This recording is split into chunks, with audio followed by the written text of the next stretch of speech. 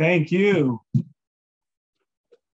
All right, everyone should turn on your videos and be on the recording. So you should just know that I have multiple devices surrounding me that we're trying to get on the Zoom. So I feel like at any point in time, you're just going to be seeing like 10 of me, just from all different angles. So just bear with me. But anyhow, I'm on my phone. The Shlomo Buxton that you're seeing now is the phone version. And I'm just scrolling through on my phone to see all of you. And it's like nonstop. How many people, Danielle, how many people do we have on the call tonight? It looks like we have 70 people. Baruch Hashem. Look at this. I just signed in from another thing. Okay, hold on, everyone. Hold on. I'm leaving here. Stay where you are.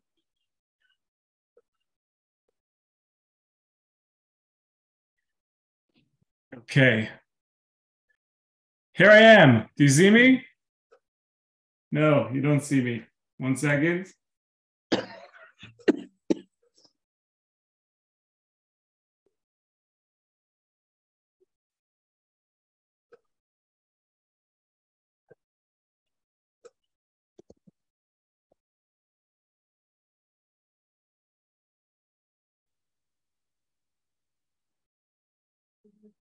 Rabbi Buxbaum, do we have you? Did we lose you? Is he still with us? Okay, sorry about that, everybody. Hopefully he'll be back in a minute. Let's see. That's the miracle of Hanukkah.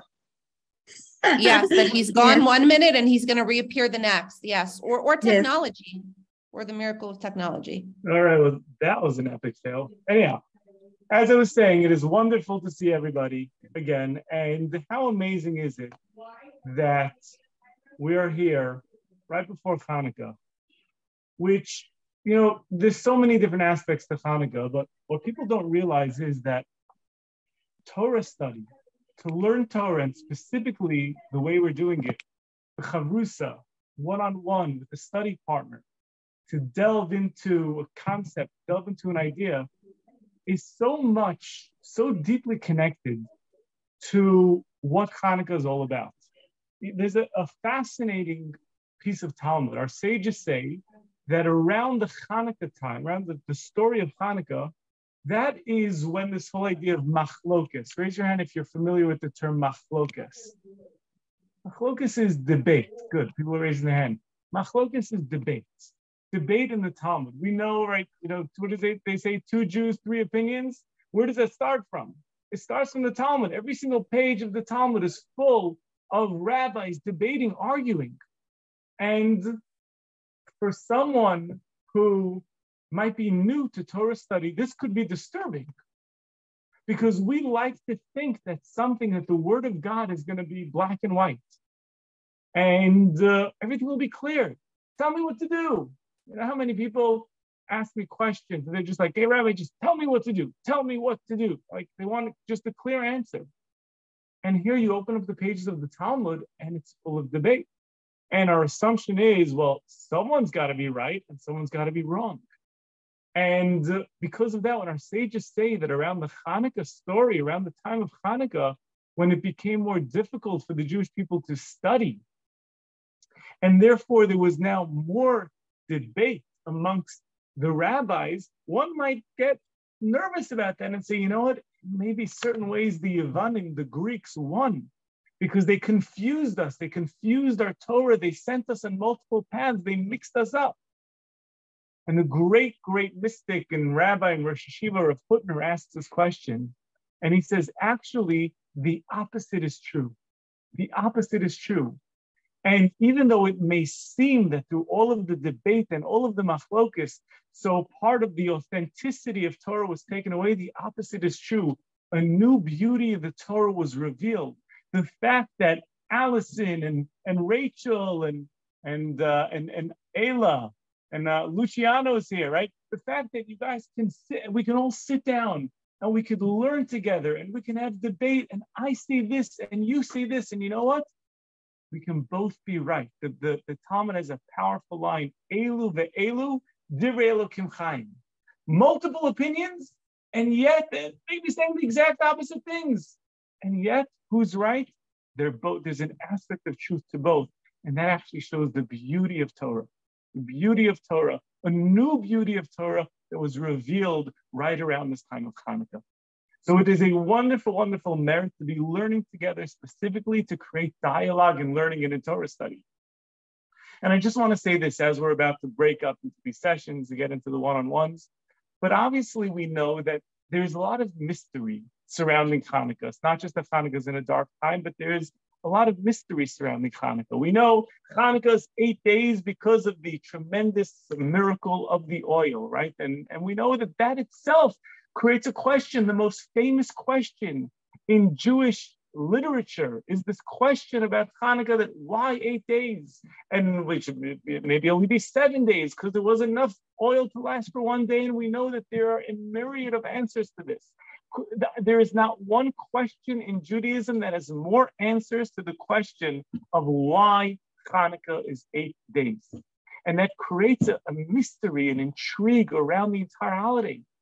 But one has to wonder, is it merely a coincidence that it's an 8-day holiday? We know the number 8 is a fascinating number in Judaism. We know that 7 represents the natural order of things, and 8 is the number of transcendence. So is it purely a coincidence that it took that long for them to get this new oil? Or is there a much deeper message about the essence of the day? What is this number 8? How does it connect to Chanukah? And like every other holiday, if a holiday is never just a commemorative event. Why do we celebrate this holiday? Because this happened 2,000 years ago. This happened 3,000, never.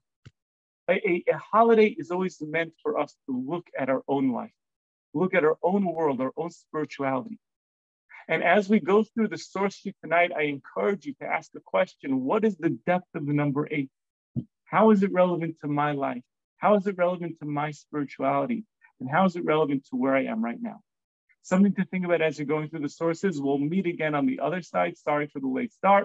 We'll meet again on the other side, and we'll wrap up all of these ideas together and focus on probably a beautiful new aspect of Chanukah, one that in all of my years, I never realized before. This idea, Danielle mentioned, I was on a trip recently to Israel. I was in a cab. Craziest things happen in cab rides in Israel. And a cab driver made me aware of a certain aspect of Chanukah that I had never heard before, and I'm excited to share that with you at the end of the session. So enjoy your one-on-one learning, and we'll see you again on the other side. Okay, great, everybody. We're going to go to our breakout rooms, and we will see you back here shortly. Enjoy the learning. I put a link in the chat box if people don't have the material printed.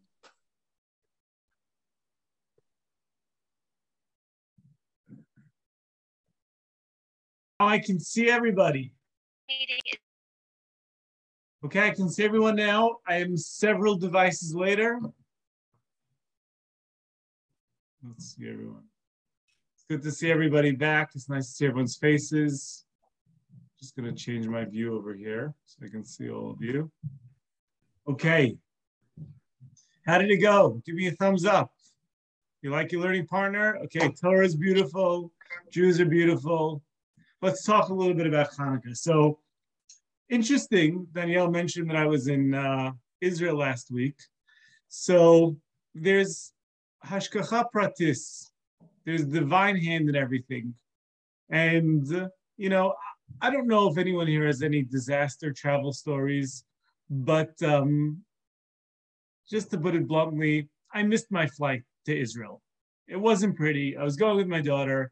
We left too late and we got stuck in DC traffic and I missed the flight. Wow. So, obviously we all, whenever you miss a flight, that's like your time to put everything that you teach, all of the Emunah classes and all the mindfulness and all of the manifesting, you just got to put it all into practice. So I was prepared. I was like, this is my big, I can't just talk the talk. I got to walk the walk. So I'm like, you know what? Everything's from Hashem, and I'm doing the whole thing. But obviously, deep down inside, you're just wondering. I keep on checking the phone to see, is the plane gonna crash? There's got to be some reason why I missed the flight, right? Of course, it's gonna be my story. I want to get into what is the Living Emunah series? What's gonna happen? Anyways, I didn't quite know what was going to happen, and I still don't know why I missed the flight. But I can tell you that because I missed the flight, I had to rebook. Because I had to rebook, I was going for a wedding and I was going to miss the wedding. So ordinarily, I would have taken the train, but instead I hired a driver. So I'm driving back, from the airport, from Ben Gurion, Tel Aviv, to go straight to the airport. And, I'm schmoozing with the cab driver. And the cab driver, he says, well, I don't always, drive cabs. Well, not a cab, but I don't always, drive people, but I'm a tour guide. And I'm not getting a lot of business these days. So I'm doing, this to kind of supplement my income. So I said, all right, well, do you have any interesting, tell me some tour guide stuff. Do you have anything interesting planned? What's your next tour? He says, well, I'm doing a Chanukah tour. He says, I have every single year a set Chanukah tour, and that's when I tell the real story of Chanukah. He said, well, what do you mean by the real story of Chanukah? And he shared with me something fascinating. And again, I'm looking around and I see we have a lot of Talmidei Chacham and a lot of very wise people. So maybe I'm going to tell you something that you already know. But again, for me, it was new. And he said something quite magnificent. Because again, obviously, it's the whole 8-day thing is, like I mentioned earlier, it's very unusual. And especially to think that 8 is such a prominent number in Judaism, to think that it was just a technicality that it would take 8 days for them to get pure oil, there's got to be something, something significant about why specifically 8 days. So he pointed to a sefer, a Jewish book, a Jewish work called the Aruch HaShulchan. Raise your hand. Have you heard of the Aruch HaShulchan before? Have you learned a little bit of the Aruch HaShulchan? So I don't know if you've learned the Aruch HaShulchan on Chanukah, but he says something that is very, very interesting. He says that during that year that the Jewish people were under such terrible persecution from the Greeks, so when it came Sukkot time, remember that Sukkot is the only other festival, it's the only other holiday that is 8 days, right? Okay, so he said when it was Sukkot time, they couldn't do any of the temple service on Sukkot because the Greeks didn't let them, right? The whole temple was being occupied by the Greeks. They couldn't get in. So therefore, there was no temple service done. So when it came Chanukah time and they liberated the Beis HaMikdash, they liberated the temple, they said, what can we do now? How should we celebrate this? And they said, you know what? We missed Sukkot. Sukkot is an 8-day Chag. We missed Sukkot, which is 7 days, and then the 8th day Shmini Atzeres. So why don't we celebrate Sukkot now on Chanukah? Have you ever heard this before? Good, so I'm not the only one. Let's celebrate. And not only that, but so we know that the entire Chanukah story is based on a few lines in the Gemara and Talmud and Tractate Shabbos. So just a couple of lines. But there's more information that we know about Chanukah from a book that it's not 100% clear how historically accurate the book is, but there actually is a Sefer HaMakkabim, almost like a Megillah. It's not considered one of the books of the Torah, but it does give us some information. And there's a very interesting piece of information that it says in the Sefer HaMakkabim as to how they celebrated that very first Chanukah. It says in Sefer HaMakkabim that they went into the temple via Chogu, they made a holiday, they used the language of Chag, similar to Sukkot, and it says, how do they celebrate it? They took Kapos Timarim and Arvei Nachal. Do you know what those are? That is a lulav and an arava. Those are Sukkot species. Very interesting. They took Sukkot species on Chanukah. Why would they do that? Well, according to the Aruch HaShulchan, it actually makes a lot of sense. Because the way that they were celebrating it, again, that first year before they established it as a holiday of Chanukah, but the very first Chanukah was actually a makeup Sukkot. Do you know that Chanukah and Sukkot are the only two holidays during the year when for 8 days we say the full Hallel? And you know something else very interesting? It says that, listen to this. I don't remember it. I don't have my own computer open because of the whole mix-up, but I believe it's a Mishnah, possibly in Sukkah, that says that on Sukkot, we know that there was a big party in the temple every Sukkot, right? It was called the Simchat Beis HaShoeva. The Mishnah says that the Kohanim would juggle fire. That I think we are familiar with, right? You've heard that before? How much fire would they juggle? The Mishnah says they would juggle 8 torches. 8 torches they would juggle. Do you know that there is a machlokis, there is a dispute between Beis Hillel and Beis Shammai? Beis Hillel says that when you light candles, the way we do it, first night is 1, second night is 2, third night is 3, fourth night is 4. That's how we do it. Beis Shammai comes along and Beis Shammai says, on the first night, you light 8 candles, then 7, then 6, then 5, then 4, then 3, then 2, then 1. We don't go like Beis Shammai. But when asked to explain himself, Beis Shammai, why do you say that? Beis Shammai says the following 3 words. Kineged parei hachag. What does that mean, kineged parei hachag? Because on Sukkot, we know that they would bring 70 sacrifices in the temple. 70, and the way they would do it is they would have the largest number on the first day, and then -1 and -1. They would go less and less and less each day. So Beis Shammai says the same way that on Sukkot they minimize the sacrifices, on Chanukah we minimize the amount of lights. Why in the world is Beis Shammai trying to learn a halacha about Chanukah, a law from Chanukah, out from a law of Sukkot?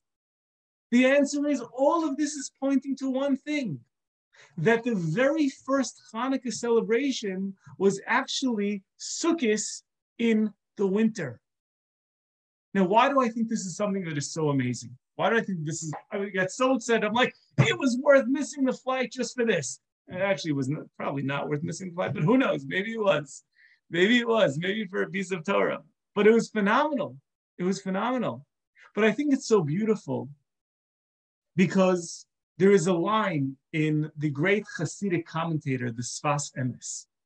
And the Sfas Emes says something beautiful about Chanukah.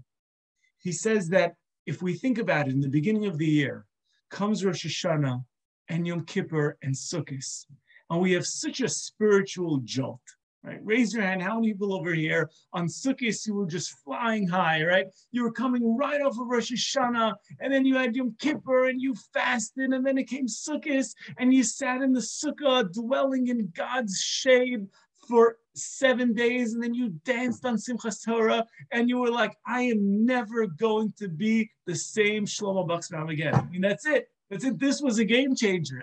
Every other year I thought was a game changer. No, this year is a game changer. And then you know what happens? See, Hashem very strategically places all of the holidays, because we know that the time of year, the seasons, the Yom Tov and the holidays are very much connected to the seasons. And all of the holidays, Pesach is in the spring, and then Shavuos is closer to the summer, and then comes Rosh Hashanah is right after the summer, and these are all in those spring, summer months. Yom Kippur, Sukkot, everything is in the months of long days and short nights. And then right after Sukkot, slowly, the days start getting darker and darker. The nighttime starts getting longer and longer and longer. And the point of Chanukah that comes right around the winter solstice is when the nights are long and the days are short.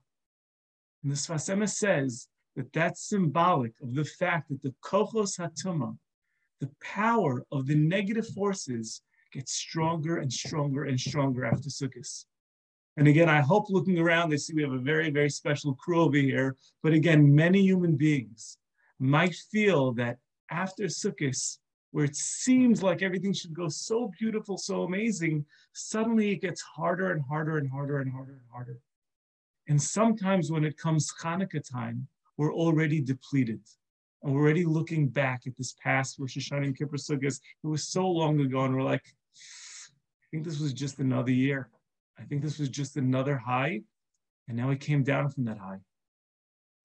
And the significance, I believe, of this idea that the Chashmonaim, that they decided to celebrate Sukkot in the middle of the winter, is a reminder for us that just when you think that you've lost that fire, just when you think that you lost that spark, now comes Chanukah time, celebrate Sukkot again. Get back to that, recommit yourself. Chanukah is a rededication, Recommit, try to ignite inside of yourself that fire that you felt not too long ago. Because Chanukah is meant to be a turning point of the year. It is the gateway to the winter. And as the world gets colder and colder and colder, something else happens. Slowly the days start getting longer and longer and longer. It's an amazing, amazing thing that sometimes when we feel so low in our spirituality, sometimes that's actually the beginning of the greatest aliyah. And I think that is something that is so important for us to remember. And one of the things that I loved about the source sheet, was how it showed that, Chanukah is so much connected to our homes. Because in our homes, very often, we might look at the various relationships. Someone is asking what happens for the people south of the equator. We love you, but you don't fit into any of the holiday Torah. Sorry. I don't know what to say. But very often we look at various relationships in our life. It could be with a spouse. It could be with God. It could be with our children. And we think about the good old days. I remember when things were so light, things were so bright, things were so fun, things were so cute, things were so simple, things were so easy. What happened to that? Chanukah time is a time of rededication to that. The idea of having sukkahs in the winter is to say, I can reconnect. I want to try to remember what it was like. And how can I bring that? How can I bring that now, into the moment? How can I reawaken that love, reignite that spark inside of me? That's essentially what Chanukah is all about. And therefore, it has to come specifically now, specifically at this moment of transition that happens in the year. And if I could just end what Danielle introduced me as the author of a book that I take gives me a lot of nachas, and I feel privileged that I was able to write it, called The 4 Elements of an Empowered Life. And it's really about understanding your inner world, understanding the different parts that are inside of you. Well, there's a beautiful idea in Chanukah as well, and that is when we look at the candles. So we know that a candle is made of a ner, which is the actual light itself, the flame itself. Psil is the wick, and shemen is the oil. And ner, the nun of ner, the pei of psil, and the shin of shemen spells nefesh. Nefesh means our soul, our inner world. And if you actually look at these 3 things, so Kabbalah says that the psil itself is like our physical body. The shemen, the oil, is like our emotions. And the flame is like our soul. And that's the nefesh. And when we look at the candles, we're supposed to see in the candles a reflection of ourselves. We're supposed to see ourselves as the candle and the different parts of our inner world reflected in these candles. And it's supposed to be a reminder to us that even if, for whatever reason, life has taken its toll, even if we're not feeling as spiritually inspired as before, even if our relationships are not where we would like them to be, where it once was, Chanukah is a time to rededicate ourselves to our greatest potential, to really see ourselves as the burning fire, the flame that we are, the flame that we can be. And use Chanukah as an opportunity to change the trajectory of our year, to find new joy, to find new simcha, to find a new reason for Chag, a new reason to rejoice, lehodos, to have gratitude, lahalal, to find joy. We have to take control of our joy. The world has a way of making us sad for no reason. And when we're sad, we start looking at different things. It must be my job, it must be my spouse, it must be my kids. We blame everyone. But it's just the natural flow of life. And Chanukah is a push for us to reclaim our joy by saying we are responsible. And when we do that, we can really reignite ourselves, reignite our homes, ultimately reignite the world. So I want to wish everyone a Chanukah Sameach. It should be a time full of praise, full of song, full of joy in your homes. And may we dance together, not only on Zoom, but with Mashiach Tzidkenu in Yerushalayim. Thank you all for joining. Danielle, thank you for staying up. Amen. Good night for you. Thank you so much, Rabbi Buxbaum. And thank you so much to Eliza Sakowitz, who did all the technical work behind the scenes. Thank you all so much for joining us, and wanted to wish everybody a happy Hanukkah. Good night. Good night. Happy Hanukkah. Thank you. Thank you. Thank you very much. Happy Hanukkah. Thank you. Happy Chanukah. Thank you. Bye. Thank you. Hanukkah Thank you very much. Hanukkah Sameach. Thank you so much. Don't eat too many jelly donuts. Or do. That's right. Thank you. Bye. Bye-bye.